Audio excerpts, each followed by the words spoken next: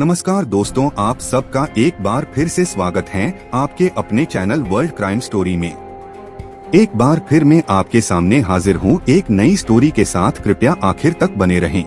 पूरे देश को हिलाकर रख देने वाले श्रद्धा मर्डर केस में पुलिस सबूतों की तलाश में लगी हुई है। जानकारी के मुताबिक दिल्ली पुलिस आरोपी आफताब अमीन पूनावाला को लेकर महरौली के जंगलों में पहुंची और श्रद्धा के बॉडी पार्ट्स बरामद करने की कोशिश की। बताया जा रहा है कि अभी तक 10 बॉडी पार्ट्स बरामद हुए हैं। हालांकि पुलिस ने इस बारे में कोई बयान नहीं दिया है। आफताब का आज पोस्ट नार्को टेस्ट इंटरव्यू। श्रद्धा मर्डर केस के आरोपी आफताब अमीन पूनावाला का नार्को टेस्ट पूरा हुआ। आफताब ने पॉलीग्राफ टेस्ट के बाद नार्को टेस्ट में भी श्रद्धा की हत्या की बात कबूल की है। साथ ही हत्या के बाद लाश जंगल में फेंकने की बात स्वीकार की है। आज शुक्रवार आफताब का पोस्ट नार्को टेस्ट इंटरव्यू होना है। इसके लिए फोरेंसिक साइंस लैब FSL की 4 सदस्यीय टीम तिहाड़ जेल जाएगी। श्रद्धा मर्डर केस अपडेट। आफताब का नार्को टेस्ट जल्द ही शुरू होगा।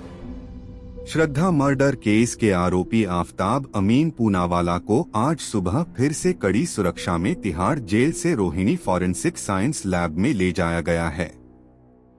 पुलिस सूत्रों के मुताबिक FSL में आफताब के पॉलीग्राफ टेस्ट का पहला राउंड तो सोमवार को पूरा हो गया है।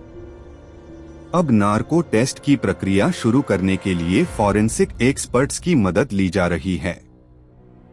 नार्को टेस्ट से पहले कई सारे टेस्ट और रिव्यूज होंगे और जब एक्सपर्ट्स पूरी तरह से संतुष्ट हो जाएंगे तभी नार्को टेस्ट की प्रक्रिया शुरू होगी। नार्को टेस्ट आम्बेडकर हॉस्पिटल में कराया जाएगा। फिलहाल पुलिस टेस्ट से पहले की अन्य जरूरी प्रक्रियाओं को पूरा करवाने में जुटी हुई है। मेडिकल रिव्यूज बाद डॉक्टरों की राय के आधार पर ही आगे तय किया जाएगा कि नार्को टेस्ट कब कराया जा सकता है। इस बीच सोमवार शाम रोहिणी लैब के बाहर आफताब को ले जा रही तिहाड़ की जेल वैन पर हुए हमले को देखते हुए मंगलवार को यहां सुरक्षा और कड़ी कर दी गई। आफताब को भी पहले से ज्यादा कड़ी सुरक्षा में तिहाड़ जेल से फोरेंसिक लैब लाया गया। इस दौरान किसी को भी जेल वैन के आसपास जाने की इजाजत नहीं दी गई। उधर सोमवार शाम हुए हमले के मामले में पुलिस ने जिन 2 आरोपियों को गिरफ्तार किया था उन्हें भी 14 दिन की जुडिशियल कस्टडी में तिहाड़ जेल भेज दिया गया है। पुलिस सूत्रों से मिली जानकारी के मुताबिक प्रशांत विहार पाना पुलिस ने गिरफ्तार किए गए दोनों आरोपियों निगम गुजर और कुलदीप यादव को रात में ही कोर्ट में पेश कर दिया था। उन्हें वीडियो कॉन्फ्रेंसिंग के जरिए रोहिणी कोर्ट के ड्यूटी मैजिस्ट्रेट के समक्ष पेश किया गया, जिसके बाद रात को ही उन्हें तिहाड़ जेल भेज दिया गया। पुलिस बाकी आरोपियों की तलाश के लिए गुरुग्राम और दिल्ली में दबिश दे रही है। पूछताछ के आधार पर बताया जा रहा है कि आरोपियों का मकसद सिर्फ मीडिया में सुर्खियां पाना था। इस बीच दिल्ली पुलिस के special commissioner law and order doctor Sagarpreet Hooda ने बताया कि दिल्ली पुलिस ने दिसंबर से आफताब का नार्को टेस्ट कराने के लिए कोर्ट से अनुमति मांगी है। बताया जा रहा है कि साकेत कोर्ट ने दिसंबर से नार्को टेस्ट के लिए आफताब को तिहाड़ जेल से FSL रोहिणी ले जाने की दिल्ली पुलिस की याचिका को स्वीकार कर लिया है। अब जानकारी सामने आई है कि श्रद्धा अपने बॉयफ्रेंड आफताब अमीन पूनावाला से तंग आ गई थी। आफताब उससे मारपीट करता था और श्रद्धा इससे परेशान थी। वह उसे छोड़ना चाहती थी। आफताब को यह बात अच्छी नहीं लगी। FSL लैब से जुड़े सूत्रों ने बताया कि आफताब ने श्रद्धा की हत्या करना कबूल कर लिया है। उसने माना कि उसी ने हत्या के बाद बॉडी के टुकड़े किए और उन टुकड़ों को अलग अलग जगहों पर फेंका। उसने कई लड़कियों के साथ रिलेशन में होने की बात भी स्वीकार की है। इस बीच जानकारी मिली है कि दिल्ली पुलिस आरोपी आफताब का ब्रेन मैपिंग टेस्ट करा सकती है। अभी तक पॉलीग्राफ टेस्ट हुआ है। नार्को टेस्ट के भी कुछ सेशन किए गए हैं। बाकी टेस्ट गुरुवार को होगा। आफताब की रिमांड खत्म, जेल भेजा। आरोपी आफताब पूनवाला को 4 दिन की पुलिस रिमांड खत्म होने पर शनिवार को दिल्ली की साकेत कोर्ट में पेश किया गया। कोर्ट ने आरोपी को 13 दिन की न्यायिक हिरासत में जेल भेज दिया है। वहीं पुलिस सूत्रों ने दावा किया कि आफताब लगातार पुलिस को गुमराह कर रहा है। हत्या में उसके परिवार के शामिल होने की भी आशंका है। बताया गया है कि आफताब के पेरेंट्स उसकी हरकतों के बारे में पहले से जानते थे। श्रद्धा केस में बड़ा खुलासा। श्रद्धा केस में रविवार 26 नवंबर को बड़ा खुलासा हुआ। सूत्रों ने बताया कि शुरुआती जांच के दौरान संकेत मिले हैं कि खून के धब्बे और जंगल से बरामद हड्डियों के टुकड़े का डीएनए बद्धा के पिता के डीएनए सैंपल से मैच हुआ है। इस मामले में दिल्ली पुलिस ने आधिकारिक तौर पर फोरेंसिक रिपोर्ट मिलने की चाहत से फिलहाल इनकार किया है। सूत्रों ने बताया कि फोरेंसिक रिपोर्ट में इस बात का भी खुलासा हुआ है कि हड्डियों को धारदार हथियार से काटकर ठिकाने लगाया गया था। केस की विस्तृत रिपोर्ट आने में अभी समय लगेगा। हत्याकांड का खुलासा होने के बाद पुलिस ने आफताब के घर की टाइल्स से ब्लड सैंपल लिया था। उनका भी श्रद्धा के पिता से मिलान की चाहत की जा रही है। उधर दिल्ली पुलिस के special commissioner law and order Sagarpreet Hooda ने बताया कि आरोपी का पॉलीग्राफ टेस्ट करवाने के लिए आगे की कानूनी प्रक्रिया शुरू कर दी है। बता दें कि पॉलीग्राफ टेस्ट का एक चरण पूरा हो चुका है। अब पुलिस आफताब से उन सवालों का जवाब मांगेगी जिनका उसने सही से जवाब नहीं दिया।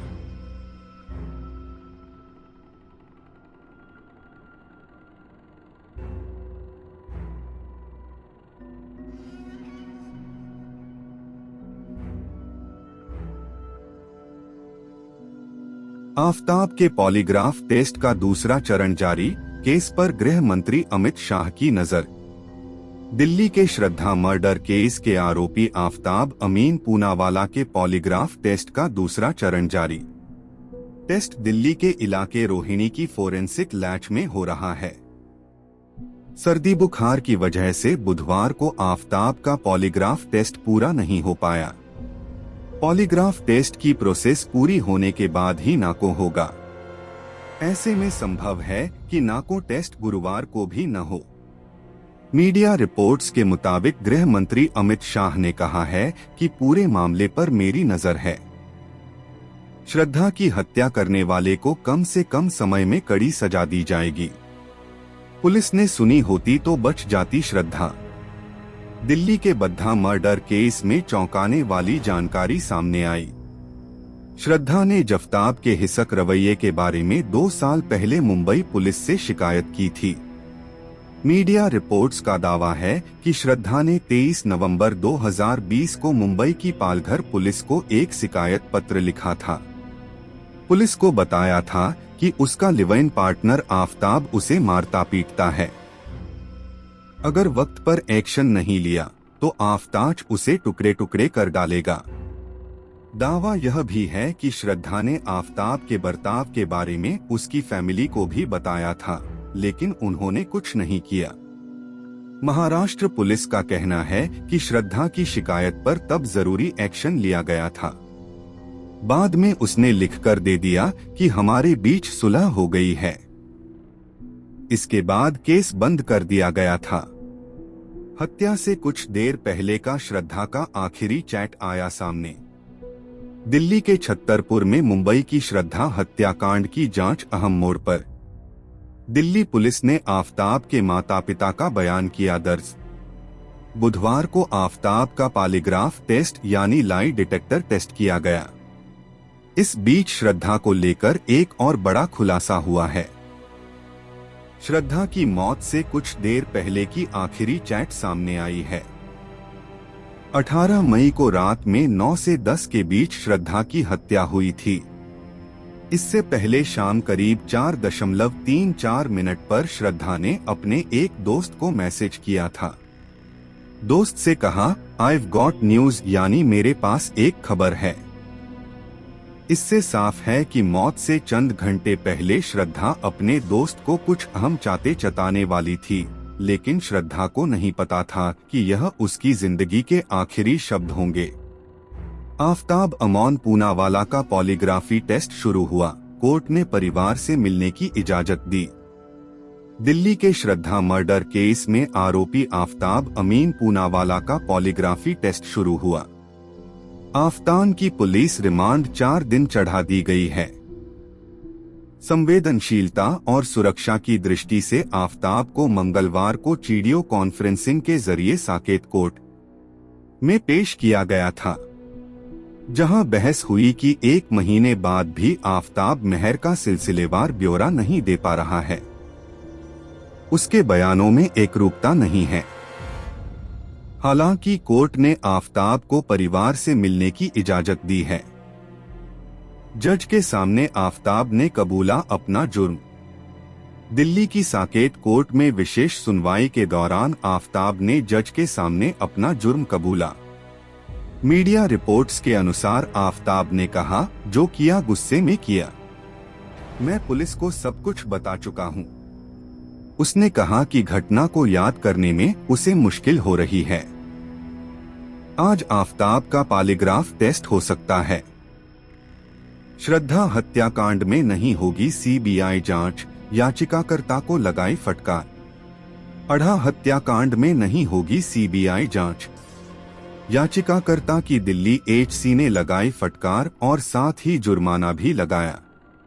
दिल्ली हाई ने कहा कि दिल्ली पुलिस की जांच पर शक क्यों किया जाए, पुलिस अपना काम कर रही है। हाई कोर्ट ने अधिवक्ता जोशिनी तुली की याचिका खारिज करते हुए कहा कि सीबीआई को जांच स्थानांतरित करने का एक भी कारण नहीं है। श्रद्धा मर्डर केस में आफताब की पुलिस कस्टडी 4 दिन बढ़ी।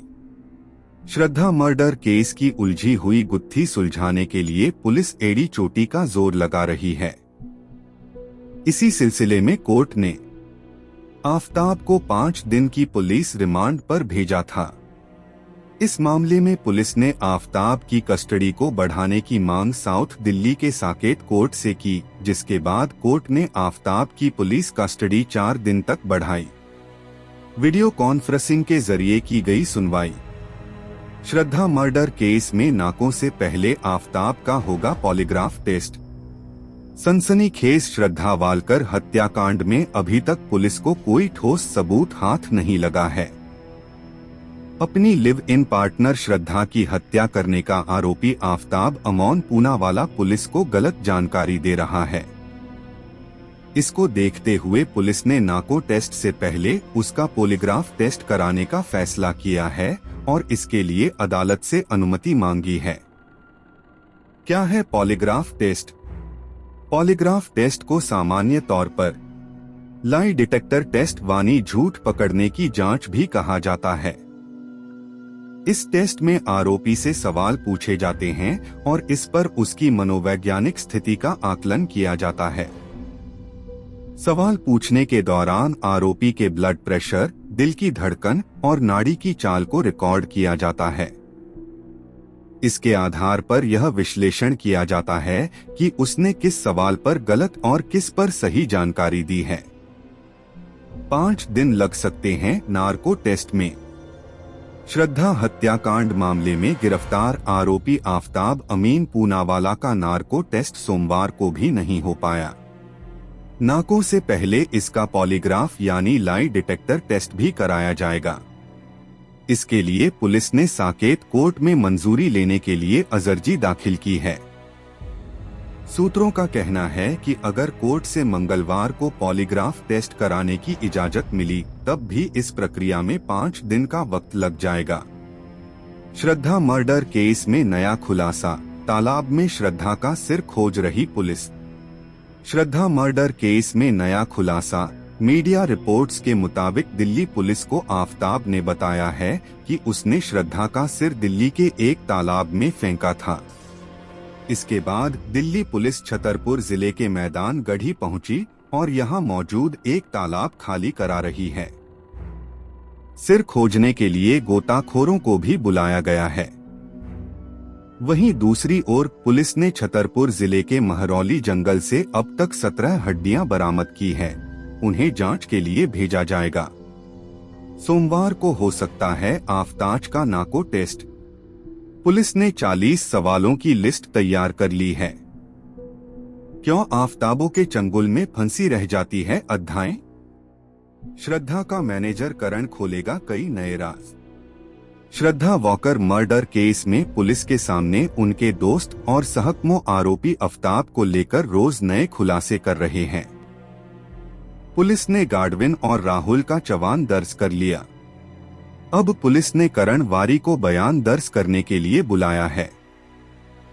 श्रद्धा का मैनेजर करण वो शख्स है जिसे अद्धा ने अपने साथ हुए मारपीट के बारे में जानकारी दी थी।